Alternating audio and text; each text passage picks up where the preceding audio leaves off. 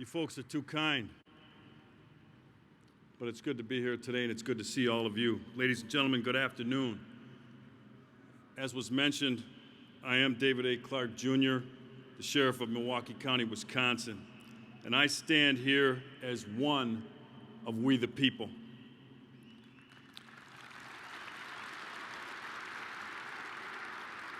It is a pleasure to be among so many freedom-loving Americans. We have many things in common, but the golden thread that weaves among each of us is our understanding of the important role that the Second Amendment to the Bill of Rights contained in the United States Constitution played at the inception of this great experiment in self-rule, and plays an even bigger role today in ensuring liberty.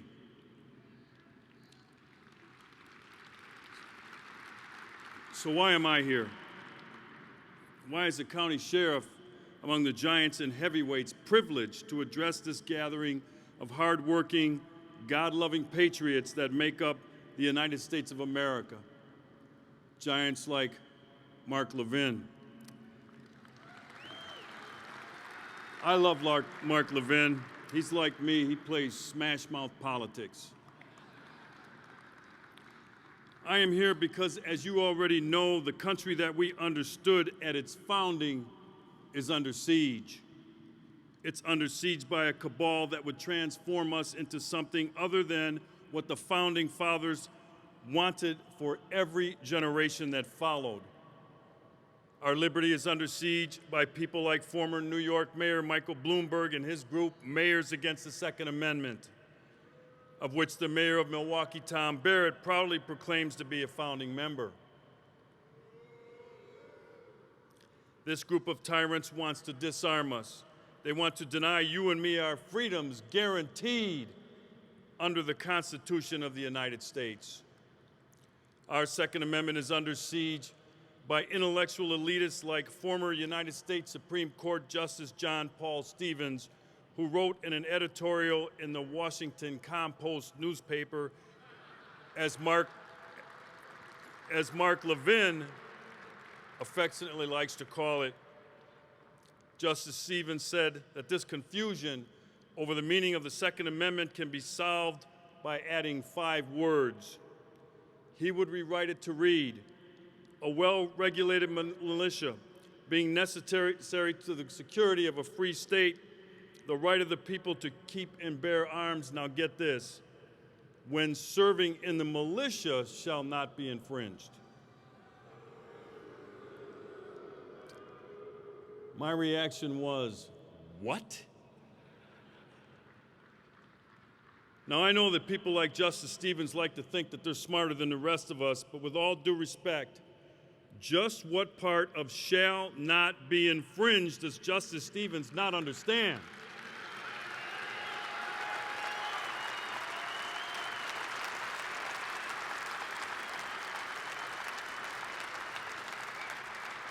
I have a better way of clearing up any confusion that activist judges have about the meaning of the Second Amendment. I would add these 7 words at the end of the clause: the right of the people to keep and bear arms shall not be infringed. Keep your hands off our guns, damn it.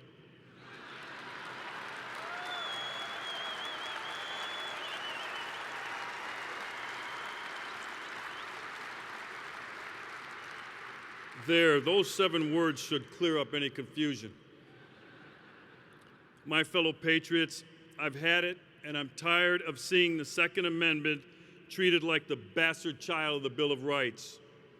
I'm tired of seeing courts of law and liberal congressional and state legislators contort the meaning of the right to keep and bear arms into a definition so limited that we don't even recognize it. I'm tired of law-abiding citizens like you being viewed by leftist government officials as clingers, bloodthirsty, racists, and extremists. I know you better than that.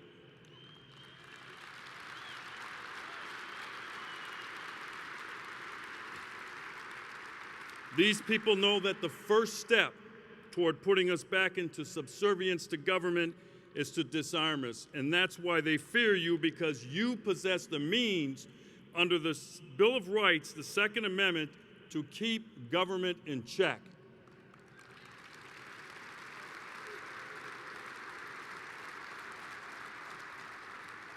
Ladies and gentlemen, the armed citizen made America free, and the armed citizen will keep America free.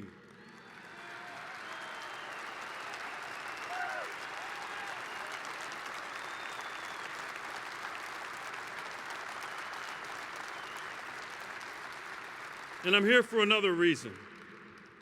As a public servant, I took a solemn oath to defend and support the Constitution of the United States and the state in which I reside. Unfortunately, for too many in government service, those are just words. But when I put my hand on the Bible and made that promise to defend freedom, I damn well meant it.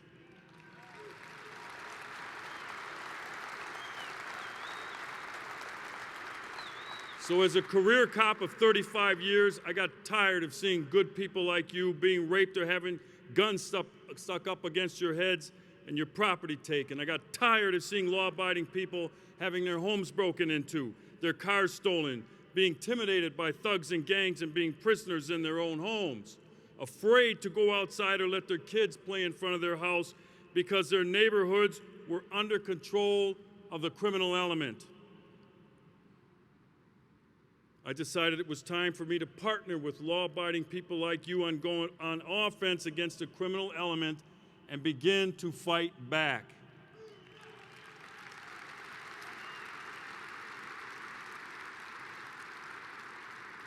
To do so, however, citizens need the tools guaranteed under the Second Amendment. I call the law-abiding armed citizen the great equalizer. I trust the law-abiding armed citizen.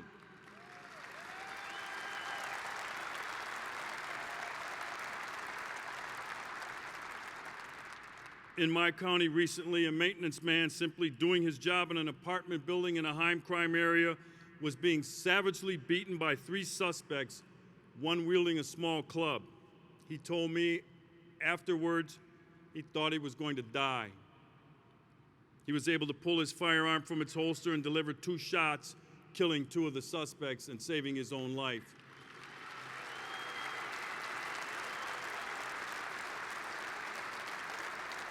In another incident, 3 masked men, one armed with a gun, burst into a tavern, told the patrons to get on the floor and announced a holdup. The bar owner grabbed his firearm that he kept behind the bar and killed one of the holdup men. The other 2 fled like the cowards that they were.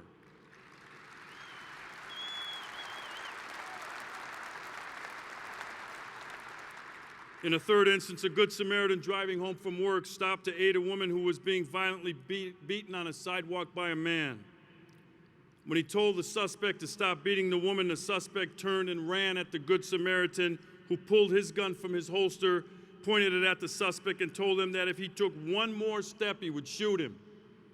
The suspect stopped his advance and fled like the coward that he was.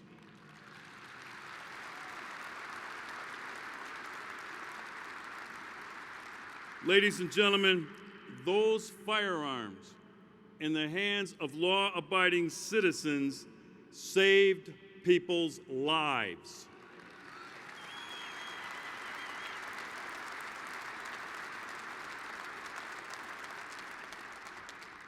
So what do we do? What's the plan? First, all of you have to know that defending freedom is going to be a fight that has no end. And if you are going to stand with me, you can't be afraid to get your knuckles bloody. If you're going to stand with me, you have to be willing to resist any attempt by government to disarm law-abiding people by fighting with the ferociousness of a junkyard dog.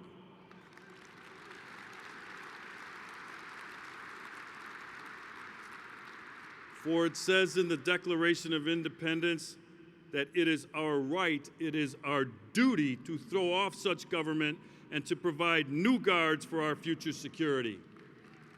Read your Declaration of Independence. Second, we have to stand together by joining and supporting organized efforts for freedom and liberty, like the National Rifle Association and other pro-gun groups as well.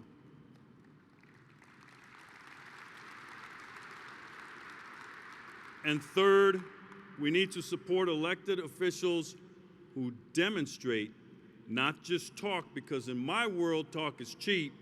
They must demonstrate a willingness to resist any and all legislation that scales back our Second Amendment rights.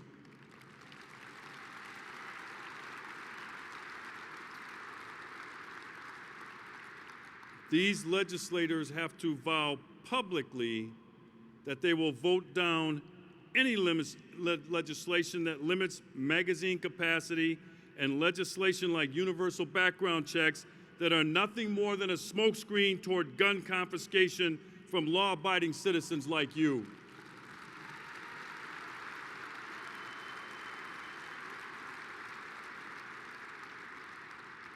And do not trust that the courts are on our side.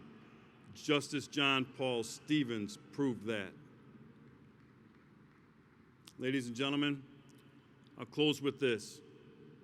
About a year ago, I put out 3 personal defense radio ads, and I ended them by saying, "We're partners now. Are you ready?" Thank you. God bless you, and may God continue to bless the United States of America. Thank you very much.